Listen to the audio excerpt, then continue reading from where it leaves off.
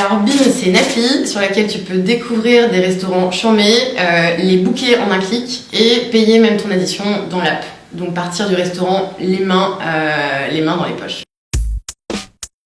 Je m'appelle Anne-Christelle, j'ai 27 ans, je suis née, j'ai grandi à Paris, j'ai passé pas mal de temps à Bordeaux, j'ai commencé à bosser en finance. Là je me suis rendu compte que c'était pas du tout fait pour moi. Mais juste le matin quand tu te lèves, tu sais pas vraiment pourquoi tu vas bosser. Et en fait j'ai été passionnée par la gastronomie, le voyage et la tech, j'ai toujours été une grosse geek. Et je me suis dit ce serait génial d'arriver à faire de ces trois passions mon travail. Ensuite on va partir au bureau. À 15h, il y a BETC Pop qui vient faire une interview. Puis ensuite, on va partir en tournage. On va interviewer un chef sur un format court et assez rigolo.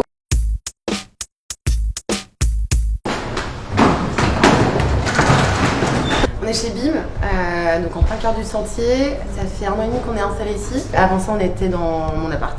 Donc je pense que toutes les startups ont commencé comme ça dans des apparts. Là, je te présente Thomas. Thomas, c'est le cofondateur et directeur artistique de BIM. Et Thomas aussi. On a 3 Thomas dans l'équipe. Qui est lead développeur iOS. Donc c'est lui qui fait que le produit existe en fait. Le fait qu'Anne-Christelle soit une femme, ça change absolument rien. C'est naturel en fait. Aller au restaurant, c'est manger, mais c'est surtout partager un moment. Il y avait un côté, tu vois, mais attends, mais pourquoi ça n'existe pas ?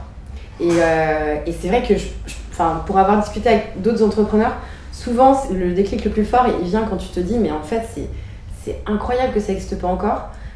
Et du coup, en découle une pensée, c'est de te dire, en fait, si je le fais pas maintenant, quelqu'un va le faire quoi qu'il arrive. Du coup, on va faire une présentation du restaurant. Et on va essayer de s'attacher à vraiment mettre en valeur la parole du chef ou du moins du patron pour découvrir le lieu, mais via ce qu'il va nous dire en fait. Ok.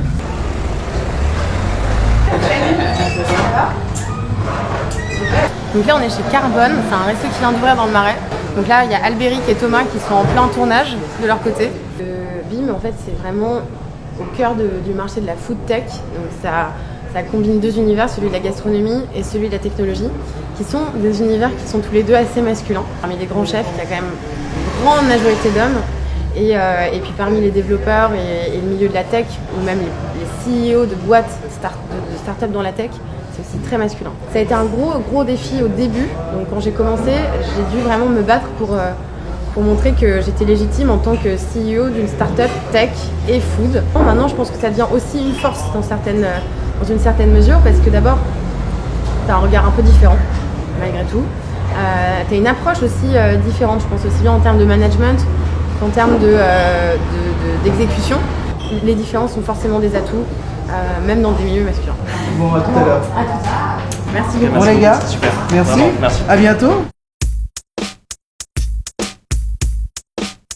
Si en toute modestie je devais donner un conseil à une nana ou un mec d'ailleurs qui souhaite lancer son projet, sa boîte, c'est d'abord de le faire, parce que si l'envie naît, c'est que derrière il y a une passion, et le fait de ne pas le faire mènera forcément de la frustration. Donc déjà se lancer, être vraiment passionné par ce qu'on a envie de faire, parce que en fait c'est quand même très dur honnêtement, ça demande énormément de travail, de résignation,